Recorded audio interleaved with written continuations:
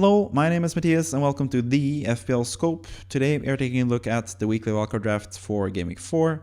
And if you don't know what the weekly wildcard draft is, it pretty much is what the name entails. It is something that I do every week, and that is selecting the best wildcard draft, really. So I'm going to select players from number 1 until number 15. So the number 1 player is going to be the player that is the most essential to have in FPL currently, in my opinion at least. And then the 15th player is the player that I'm the most unsure about having in my squad. So yeah, you'll see as we go along. But let's move on to number 1 pick, and that is Erling Braut Haaland. As always, he's always number 1. I've seen some slight, like in the dark corners of Fantasy Premier League Reddit and Twitter/X and stuff. Some people have mentioned like maybe you could sell Haaland. Oh, he blanked. He hasn't had the best numbers and stuff. But I think it's ridiculous. I still think Haaland is the auto captain. I'm still going to captain him every single game week, at least the next 4 with his amazing matches. Even if he blanks against Fulham and against West Ham, I'm still going to captain him against Nottingham Forest in Game Week 6. So yeah, I think Haaland is still clearly the number 1 pick in terms of the most important player to have in your FPL squad. There is a conversation to be had maybe around like Game Week 9 when their fixtures turn pretty badly. I think Man City have like 6 or 7 game weeks in a row where they have really tough fixtures. So maybe you'll think about selling Haaland at that point. But even at that point, I still don't think it's something you have to do, because currently I have Haaland and Salah in my own personal squad, and I don't really feel the need for that much more money, even though I have Salah, who's the other premium asset. So I think you can easily afford Haaland the whole season for 14.0. He's owned by like 90% of managers for a reason. And yeah, really not that much to talk about with Haaland. He's still amazing, even though he only got 1 goal and missed a penalty last time. I still think he's going to be on pens. I still think he is the best option in FPL. Then the number 2 pick is someone that made a big jump from last week, and that is Bukayo Saka.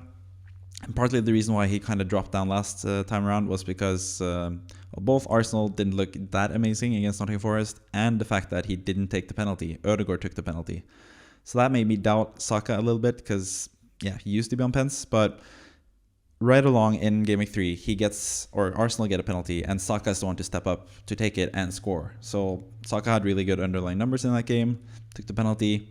So just in general, I'm going to talk about a lot of good midfielders in this weekly wildcard draft, because all 5 midfielders are fantastic. And there are like 3 or 4 more midfielders that I'm also really interested in having in my squad. So Saka is the best one out of all of them, I think. And that's because he is kind of the most nailed. He has penalties, and he has decent fixtures, and he plays for potentially the best team out of all of them, except for potentially Man City. But in terms of just being nailed, penalties, everything like that, I think Saka is still the most secure option, and he's still a steal for his price of, what is it, 9.0? 8.5 even. I think it's 8.5. I get confused sometimes, but yeah. Saka still a really good option, and especially now that he's still on pens and he posted really good numbers last time, I think Saka is the best midfielder currently in the game. Number 3, we have the best defender currently in the game. I still think that is Ben Chilwell. He did get 6 points last time around, got a clean sheet for Chelsea against Luton. Didn't get any attacking returns, even though Malo Gusto got 2 assists. But Chilwell actually had the better numbers and actually looked the more attacking out of the 2 fullbacks, as we expected. So Chilwell is still playing as a winger for a really good team with really good fixtures, and he is nailed. So again, pretty much a no-brainer. I think Haaland, Saka and Chilwell should be in pretty much every squad still in FPL, so don't really have to say much more about them. But as we were talking about with Chelsea, they have really good fixtures, and they did look really good. We should keep in mind that they played against Luton, so maybe they won't have such easy fixtures or such easy matches coming up. But even if you look at the fixtures that they have, Nottingham Forest, Bournemouth, Aston Villa, Fulham, could easily see them both keeping some clean sheets and scoring some goals. And that's why I'm going to include both of them here. Sterling as number 4, who's a new guy, and Nick Jackson as number 5. I think tripling up on these 3 Chelsea players. No room for Gusto, sadly, but he only has 1 game week left anyway. But either way, Sterling and Nick Jackson, they looked really good last game. I think Nick Jackson, even though some people were talking about how his first half was so bad and stuff, I still think he looks really good. And he's always super involved. He always puts the ball back to the other attacking players. He's always involved. He's going to get a lot of goals and assists this season. And I feel I don't have him in my squad, and I feel pretty lucky that he only got 7 points. Obviously, Sterling on 19 points, so he got the most points out of both of them. So that's why I have him slightly higher than Jackson. He's also a midfielder, so he gets more points for goals, and he also gets the clean sheet points. But at the same time, Nick Jackson will get more bonus points for any goal scored. He'll be more likely to get bonus points compared to Sterling. So I think it's pretty neck and neck in terms of who's the better Chelsea asset, Sterling or Nick Jackson. But I feel like you can easily just have both because they are both super cheap, and I think they can both really exceed their price. Currently, I think they're both 7.1 or something.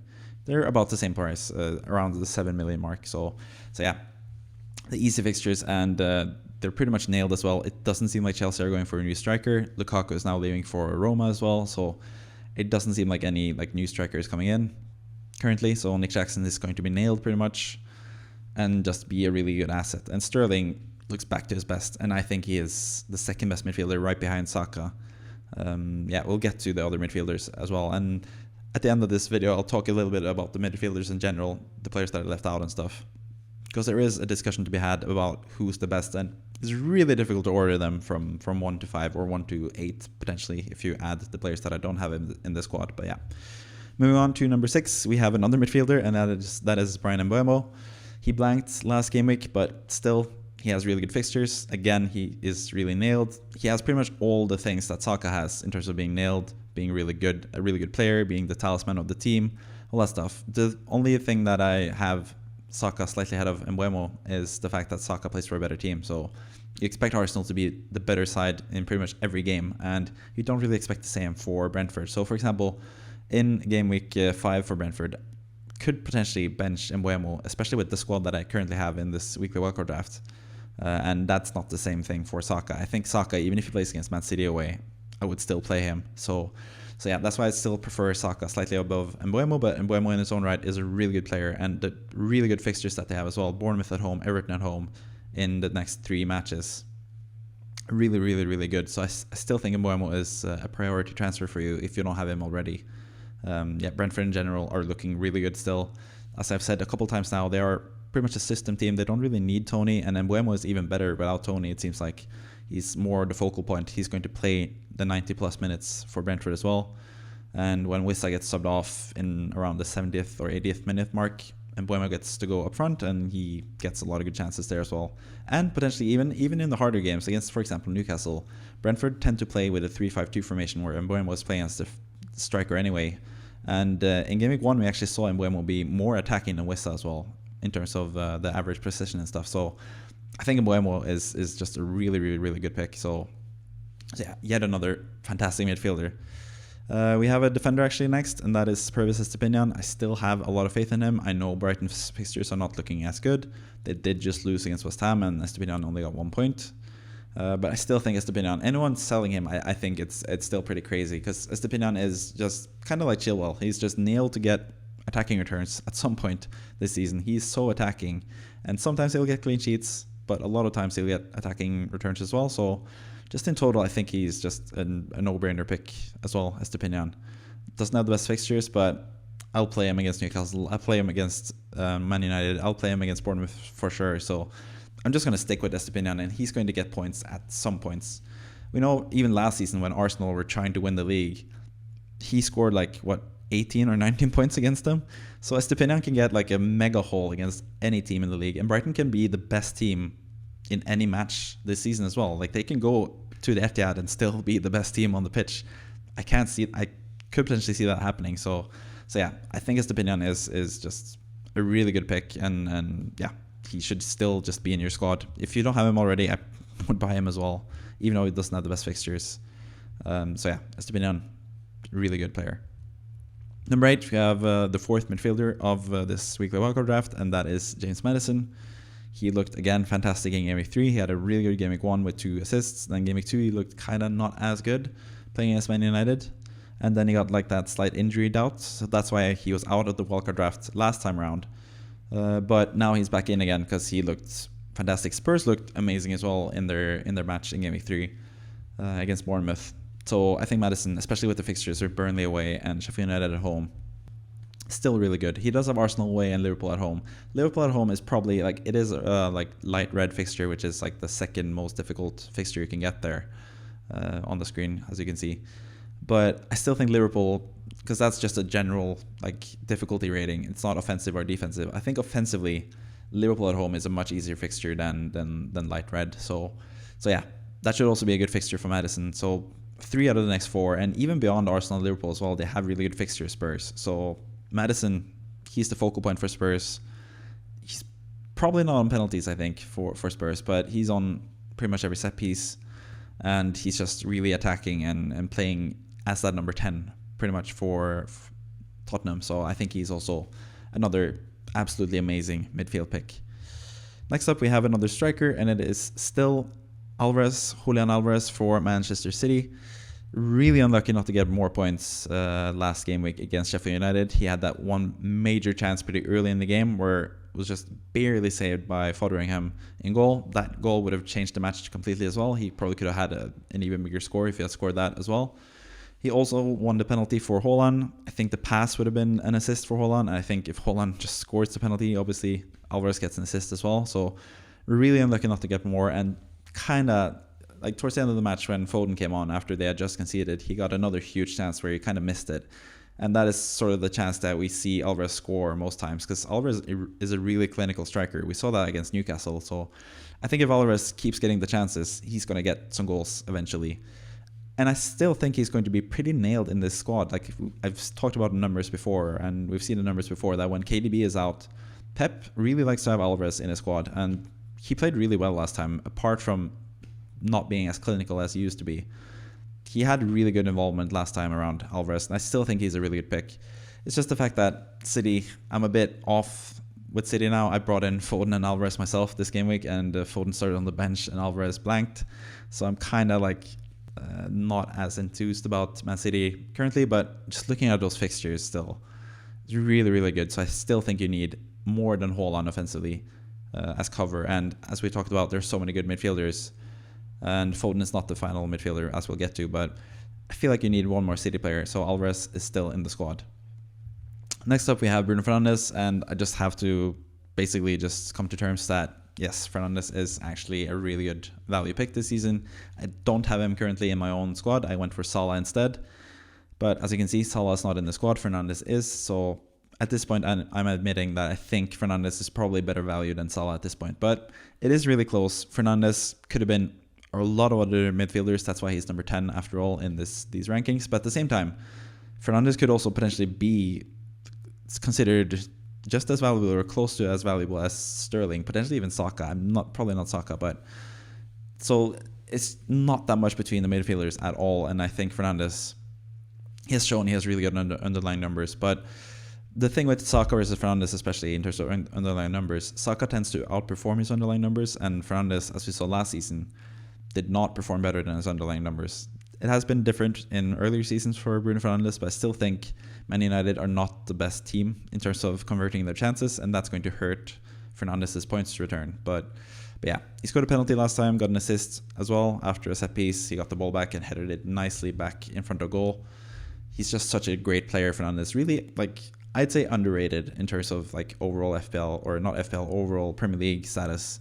I think Fernandes has a case among like the top 5 players in the league, potentially, especially top 10. So yeah, he's just a really good player. He is always going to provide really good numbers. He plays as a pretty advanced player for Man United as well. And Man United look decent-ish now. They're kind of getting back into their groove now, it seems like, even after going down by 2 early on against Nottingham Forest. But they turned that game around, mostly thanks to Fernandes, who's the captain and was really vital in that turnaround. So I think Fernandes is also a really good midfielder pick. But as you can see, we have 5 midfielders, or more midfielders I'm going to talk about towards the end of this video, especially with the 2 midfielders that have dropped out since last time, or 3 midfielders even that have dropped out, but two mostly.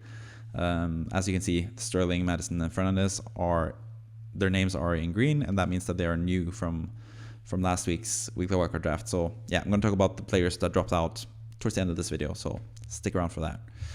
Next up, we have the 3rd defender, and we have Destiny Udogie. For me, really sad to see him and his 12 points stay on the bench last time, and that was due to Foden coming on in the Man City match. I wasn't even disappointed because I really just expected Foden to come on as soon as I realized that Foden was going to be benched because of an illness, and Udogie having the 12 points already. But yeah, the 12 points from Udogie really just underlines why he's such a great pick and why he's been in my squad and why he's been in every single weekly wildcard draft so far. Because he's really attacking and he plays for a really resurgent Spurs as well. Like, they've impressed me more than I expected as well. I expected the Spurs to be a better team this season under Postecoglou. But from the get-go to be that good, really surprising to me, especially keeping 2 clean sheets in a row. So yeah, Udogie with the 2 next fixtures as well. Just really, I would definitely play him in pretty much every game. So yeah, I think he is pretty certain starter, Udogie. And he's going to get some attacking returns. He's going to get some clean sheets here and there. And he could always get those 12-point, 15-point, potentially 18-point hauls eventually in this season as well. So yeah, he is the 3rd best defender in the game currently, I think. Then we have the goalkeeper, and I think this is the best goalkeeper to have currently. Pretty much, it's pretty settled, I feel like there are some other options, but I think Flecken, I've talked about Brentford and how they are such a good team. They have really good matches. They did concede last time around, partly due to Flecken not being the best goalkeeper, I guess, because he sort of let the ball go between his legs. But Brentford's defense is set up for the goalkeeper to get a lot of easy shots to save. Flecken is going to get a lot of saves. He was on actually 10 points with the bonus points and save points last game when they conceded against Crystal Palace really late in that game. So I think with the fixtures that they have, him being 4.5, the way the Brentford's defense is set up, how good Brentford are as a team, I think Flecken is kind of the no-brainer 4.5 goalkeeper. There is a case to be made, I guess, for someone like Ederson if you want to have another City player, or if you want to use your 3rd City spot on Ederson, or potentially Vicario, who looks really good for Spurs. He's also another option, but those guys also block a player potentially from those teams, and you might want to have, for example, Maddison, Sarr, and Udogie at some point, or Romero, Udogie, and Maddison at some point for Spurs. So I feel like having Flecken, I guess he blocks a Brentford player as well, but that's either Henry or Wissa that you would have to go without if you have Mbeumo as well. So I think it's worth it. And yeah, Flecken, he's still a pretty good goalkeeper. He's not quite as good as David Raya, but he plays for a really good team, and he's going to get a couple clean sheets, and especially with the couple of fixtures that he has now coming up. Sorry about the English there. I think he's going to get a lot of points in the next few game weeks. So yeah, I think he's the best goalkeeper in the game currently. Then 13th pick, we have Josko Guardiola. I'm a bit unsure about him. I'm still not 100% sure about his playing time, but what is really nice about Guardiola is that he can sort of play in that same role as John Stones, where he goes into midfield and sort of provides cover and is like a really nice setup player for Man City in terms of their attack. So I think Guardiola is going to get some point returns at some points at some point this season offensively. And defensively, we know what City can do. They have conceded 1 goal so far, and that was due to Kyle Walker just being a dumbass really and losing the ball at a really stupid and bad time to lose the ball against Sheffield United. But apart from that, they've been super defensively solid, and I think Guardiola is the best mixture of being cheap enough, being attacking enough, and at the same time just being a Man City player who will get clean sheets. So Guardiola, 13th pick. I'm a little bit unsure about him. There are some other picks, Matty Cash, for example, and Henry, like I just talked about. Those guys are also in the discussion. Potentially just keeping your Arsenal defender if you have Saliba, for example. It's also an option. Or going with another 4.0 options, because there are so many good 4.0 defenders in FPL. So there are a lot of ways you can go with your 4th defender. But I think Guardiola is just a really good player to have. And like I said, we have 3 really good defenders in Chilwell, Estupiñán, and Udogie who can get point returns in any particular game week. Pretty much any game week they can get points. So even if Guardiola is not playing one game week, you have a really good backup to come in anyway. So I don't really worry that much about rotation for Man City. So yeah, Guardiola uses up the final City spot. No spot for Foden, as we've seen. No spot for Ederson. Moving on, we have the second goalkeeper, and that is Alfonso Areola, who's been pretty much a revelation so far in FPL and for West Ham. He was the man of the match last time around against Brighton, really helped West Ham secure the win and secure the top of the league as well after winning that game against Brighton. He also saved a penalty this season, and he just looks like the best backup option. He is now 4.1, so slightly more expensive than the 4.0. I think Turner is still 4.0.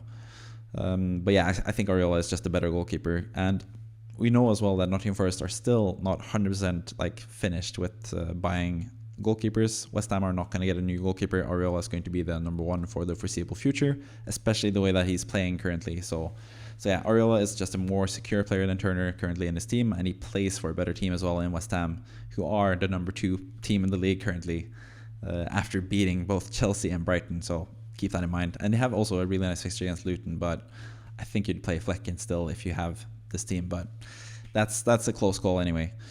And then the final pick, we have a new 4.0 defender. This used to be a different 4.0 defender, Kabore, who we're going to talk about a bit later. But Branthwaite is now finally the starter for Everton, and he showed already in his first game that he has that goal threat. He is in the box, and he has a knack for scoring goals as well. He scored a couple goals in the Dutch league when he played there last season on loan.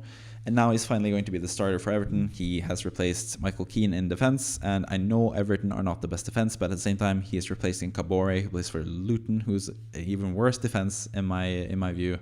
So I think Branthwaite has really good goal threat and has some decent clean sheet potential as well against the likes of Sheffield United and Luton, as you can see in the next 4 fixtures. So yeah, he is the 15th pick for a reason. Not 100% sure about him, like sold on him, but assuming he's going to keep starting, and I think he will, I think he is the best 4.0 defender, and we don't really need much more in this team because we have a lot of benching problems as it is. Because, yeah, benching people will be kind of difficult with this team, but I think you can make a case for benching Fernandes in Game Week 4 with the squad, and then Mbeumo in Game Week 5. Game Week 6, a little bit more unsure, but maybe Alvarez doesn't play that game, for example. Maybe you get news about him not starting because we're going to get early team news with Man City. And at the same time, in defense, you can just mix and match and choose the best 3 defenders pretty much every single game week. And even if you get injuries, it doesn't really matter that much. So it's a really strong squad. But yeah, as you can see, there are 1, 2, 3, 4, 5, 6 players that are new. And that means 6 players have dropped out. So let's take a look at them before we end this video. And the first guy that we dropped, or the most important guy from last week's weekly wildcard drafts, is the number 5 pick last week, which is Phil Foden. So he obviously had an illness, it seems like, before the last game. He traveled separately from the rest of the squad.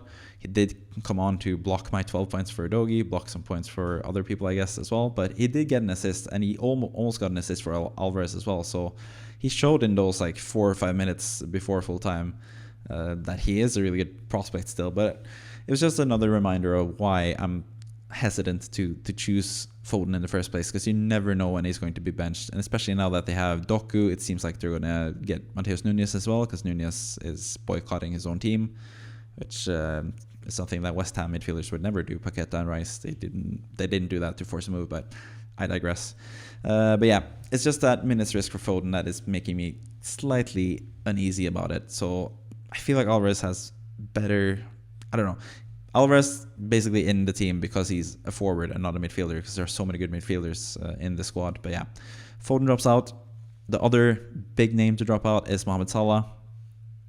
Kind of counter-jinxing myself, I guess, because I do have Foden and Salah still in my own team. I'm not looking to sell them, and that should tell you something about the value in terms of the midfielders, because I do have Salah. I don't have Sterling. I have Sterling as the 4th ranked player in this whole thing, but I still think Salah is someone that I should keep still for like the next 4 game weeks and beyond. Maybe Sterling is quite far ahead of Salah, but I think as someone that already has Salah, maybe it's just me being stubborn and thinking Salah will get his big haul at some point. But Salah has been really consistent so far as well. He's gotten 5 points every single game week, and we know Salah is going to explode at some points. And so far, he just feels like the Kane of last season. You know, Kane last season got like 5 points, 6 points, 7 points, pretty much every single game week. Didn't really get those like big hauls, but he was more than good enough to be part of the best team of the season, really. Kane, he got the 2nd most points the whole season. And I think Salah could have that similar season where he gets 5, 6, 7 points pretty much every match. And sometimes he's going to explode for like 15 or 16 points. So really hard to cut Salah from this team, but it also allows me with the extra money to have someone like Alvarez and just have an embarrassment of riches really offensively. But yeah, there are some ways to get Salah into the team. I guess you would have to sell Fernandes like I've done in my team.